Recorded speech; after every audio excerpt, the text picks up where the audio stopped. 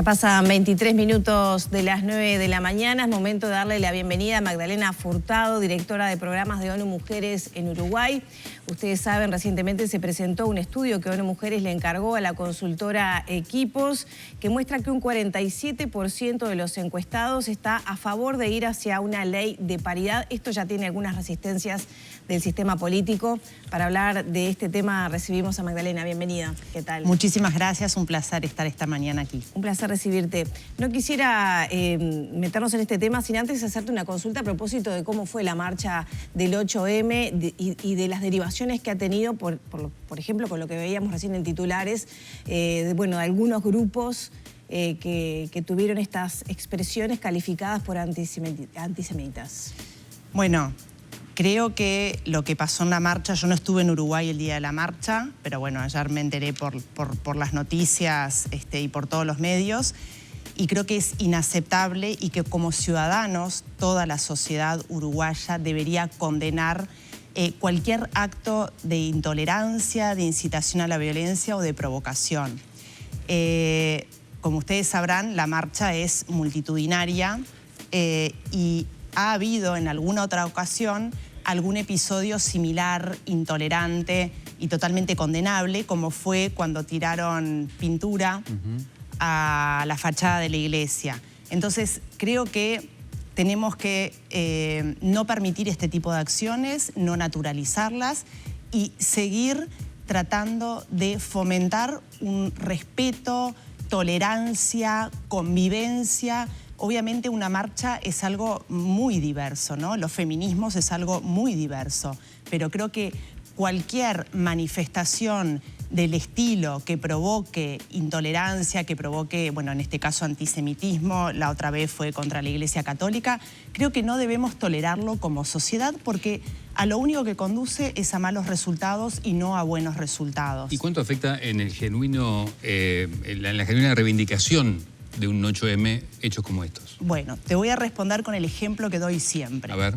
En un clásico Peñarol Nacional, en las barras, hay miles y miles de personas que van al estadio. Es un espectáculo deportivo, disfrutable, con la familia. Sin embargo, hay 5 personas que siempre salen a romper todo, incluso hubo hasta, asesinatos, ¿no? Y violencia. Bueno, si tú miras las imágenes de la marcha, yo lo que vi es una foto con 5 personas. Entonces, lo que lamentablemente pasa es que lo único que sale de la marcha, de la reivindicación y de este día tan importante de lucha para las mujeres, lo único que sale en todos los medios, en todas las noticias y de lo único que se ha hablado es de eso. Entonces, hablemos de el feminismo, que lo que quiere decir es buscar igualdad de oportunidades entre hombres y mujeres, y hablemos de las brechas que tiene Uruguay, y por supuesto que si hay una manifestación y una marcha un 8 de marzo, justamente si lo que queremos es igualdad, convivencia y paz, no podemos ir a una marcha predicando lo contrario. Ese es mi punto de vista. Y yendo un poco al tema de fondo, ¿no? Porque creo que ya queda claro que muchas veces hechos puntuales pueden empañar lo que es una marcha multitudinaria, que desde la organización señalaban que entienden fue una de las más grandes que hubo aquí en Montevideo. ¿Cómo está Uruguay posicionado en el ranking mundial, en ese puesto número 100, a nivel de la participación paritaria, a nivel parlamentario? Bueno, Uruguay tiene algunas paradojas en términos de género y creo que eso es lo más importante que, al menos desde el mandato de mujeres, lo que queremos visibilizar ese día y para lo cual trabajamos los 365 días del año. Si bien Uruguay fue el primer país que le otorgó a las mujeres los derechos políticos, la posibilidad de votar y de ser elegidas como candidatas, vemos que está absolutamente rezagado, que quedó retrasado si comparamos con lo que avanzaron los demás países de América Latina y el Caribe y los demás países a nivel global. El promedio global de mujeres en el Parlamento es de 35% en América Latina y el Caribe, y Uruguay tiene apenas un 20 y poquito %. Eso lo ubica en el lugar casi 100 del ranking de la Unión Interparlamentaria. Por otro lado, Uruguay es un país que nunca ha tenido presidentas mujeres. Bueno, recién veíamos a Carolina H. y este fenómeno de tener precandidatas en los diferentes partidos, podríamos decir que es un fenómeno nuevo, reciente. Y si miramos, por ejemplo, en las intendencias, antes del 2010, ninguno de los 19 departamentos tuvo intendentas electas mujeres. Los departamentos del Uruguay, ninguno. Entonces hay muchos datos llamativos que hacen que Uruguay sea una paradoja en este escenario. ¿Qué encuentran ustedes? ¿Dónde está el foco para abordar, para trabajar allí? Bueno, porque el presidente hizo su lectura el otro día, ¿no? La barra se junta a comer un asado de noche, ahí se definen algunas cosas, y creo que lo hizo como una autocrítica el propio presidente de la República. Y también el tema de los apoyos después de la ciudadanía. Porque puedo poner mujeres, pero si en definitiva se termina eligiendo por hombres, los votos, ¿qué pasa? ¿Hay una contradicción? El mensaje del presidente fue excelente, que se posicionara sobre el tema, que hiciera esas declaraciones, porque creo que reflejan lo que tal vez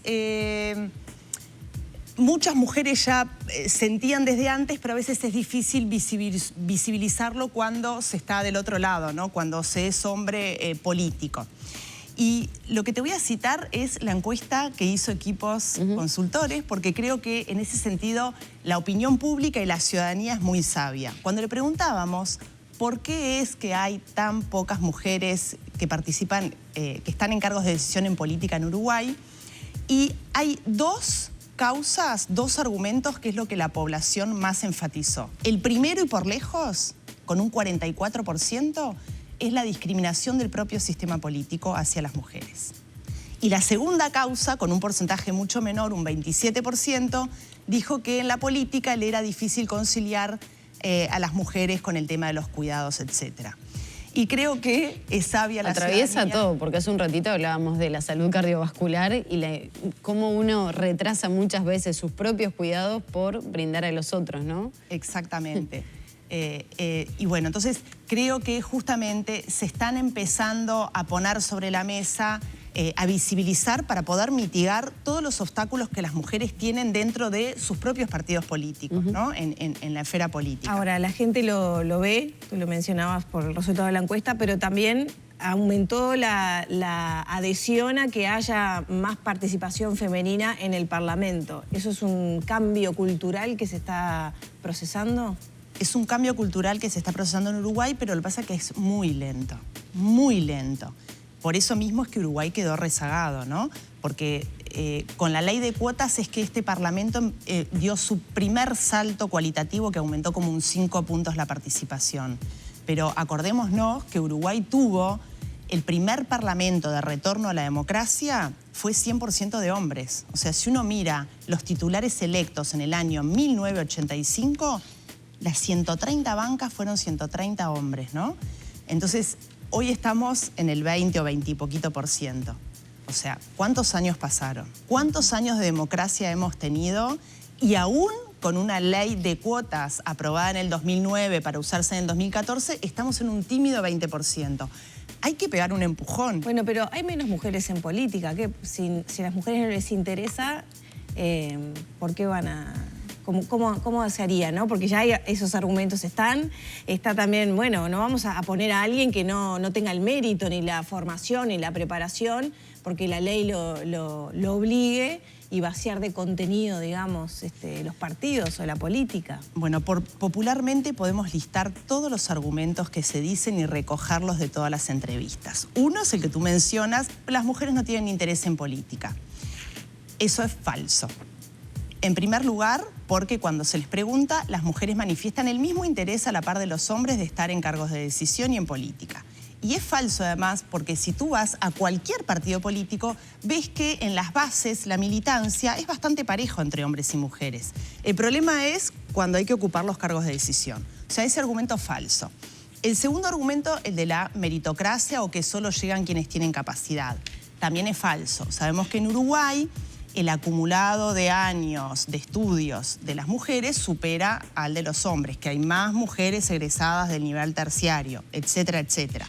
Pero más allá de eso, es falso porque si llegan menos mujeres porque tienen menos capacidades, ¿qué estaríamos diciendo? ¿Que las capacidades se distribuyen de manera diferente entre hombres y mujeres?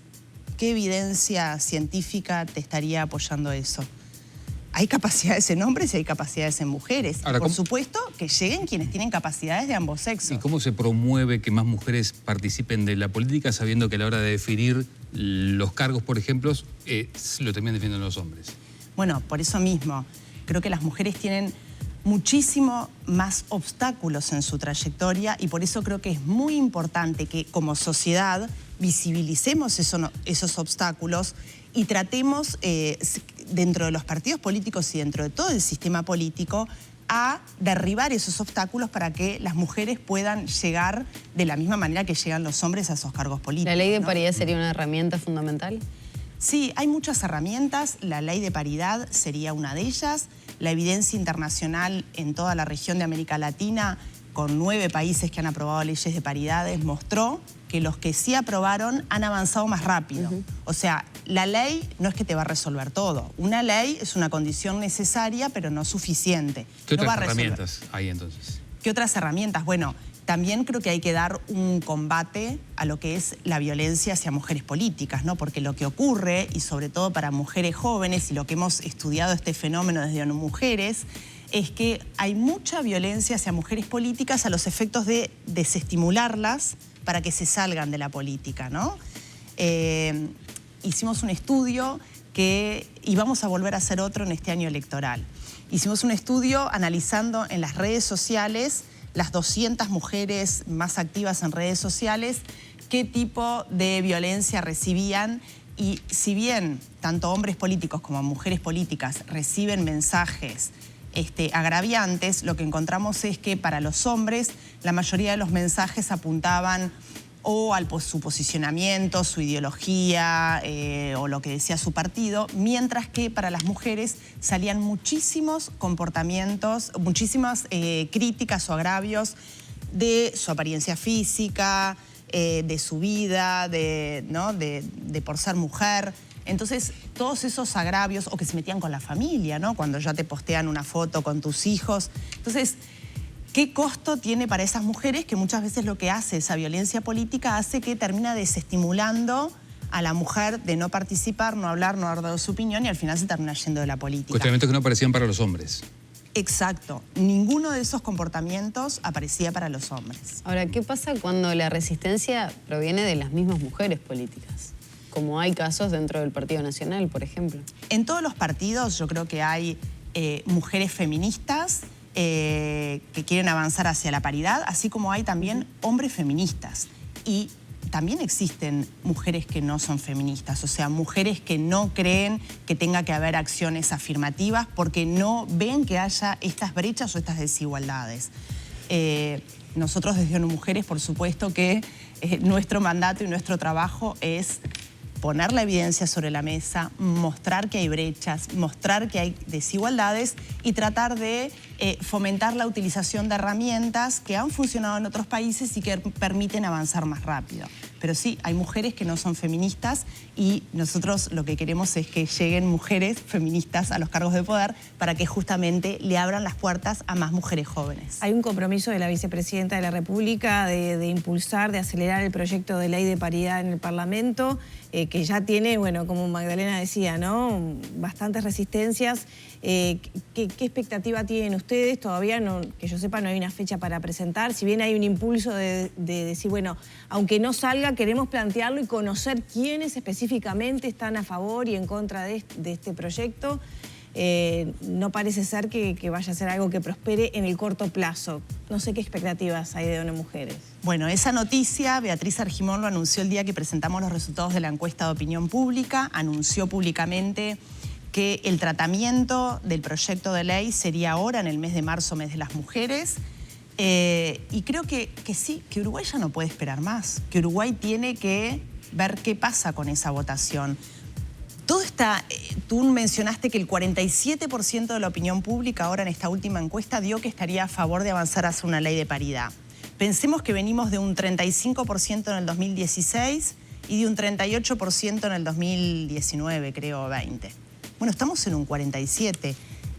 Esta evolución de la opinión pública en Uruguay es la evolución que ha tenido a nivel global, ¿no?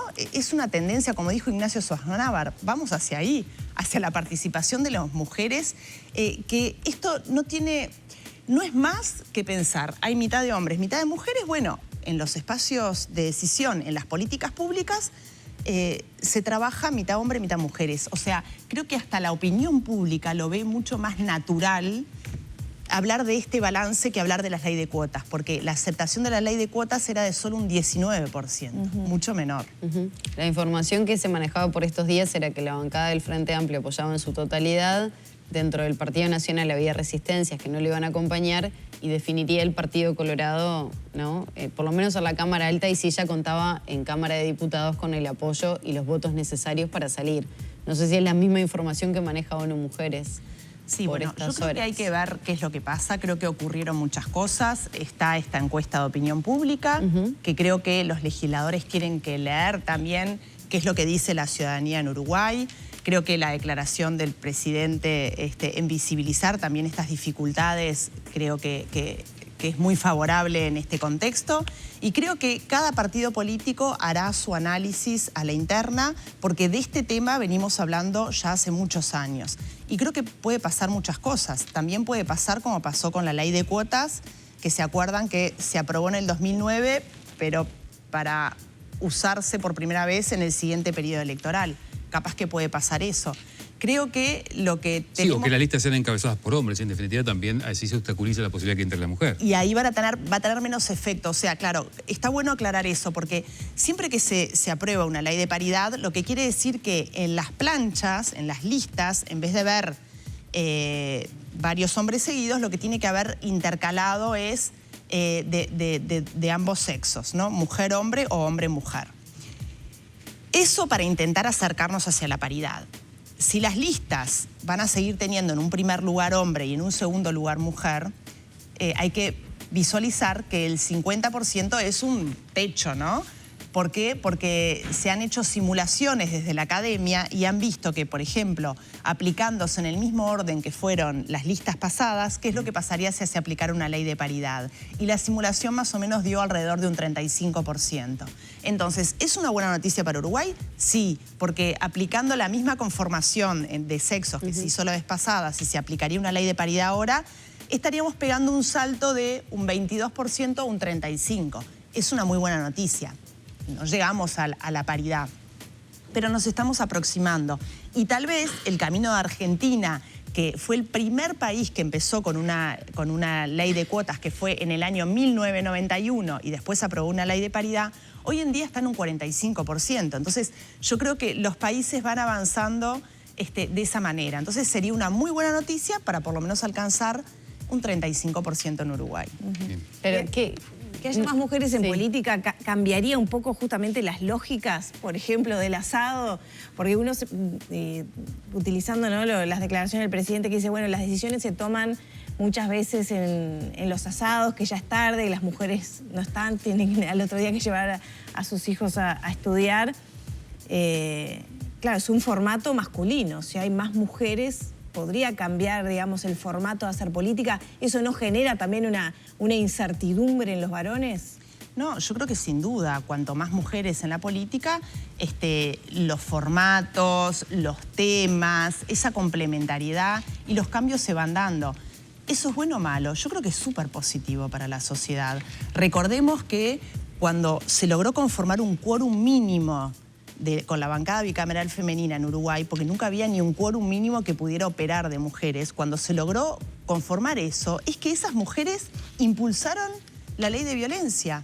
Uruguay, como tenía el 100% de legisladores hombres, nunca había impulsado una ley de violencia en Uruguay. Y, sin embargo, la violencia la sufren, ¿no?, un 99% de las mujeres. Eso era lo que iba a preguntar justo cuando Lore te hizo esa consulta previa, pero es que la importancia de los temas que se ponen sobre la mesa con la presencia de mujeres en el Parlamento. ¿Hay una política más democrática para ambos sexos cuando la mujer está presente en el Parlamento? Yo creo que por un tema de justicia, en primer lugar, tienen que compartirse los espacios de decisión entre hombres y mujeres, porque si estamos hablando realmente de una democracia plena, entonces esa democracia tiene que ser representativa de los dos sexos. Eso es por un tema de justicia democrática. por un tema de complementariedad, de eficiencia y de todas las perspectivas que puedan traer las mujeres a la mesa, hay muchos estudios de caso que fueron hechos para empresas privadas, ¿no? De cómo cuando las mujeres entran en los directorios, cómo mejora la eficiencia, la rentabilidad, la perspectiva, el clima laboral, etcétera. Claro, no lo tenemos hecho para la política, ese caso, digamos, de estudio. Pero sin duda equipos más diversos son mucho más eficientes, innovadores. Está comprobado para todas las áreas de la vida. Bueno, suponemos que para la política también va a traer esa impronta. Y creo que lo que tenemos que pensar es a quién beneficia esta incorporación de mujeres en espacio de decisión. Beneficia a la población en su conjunto. Creo que ese es el principal objetivo de comprender de por qué abogar por este tipo de cambios. Muchas gracias por estos minutos. Un gusto.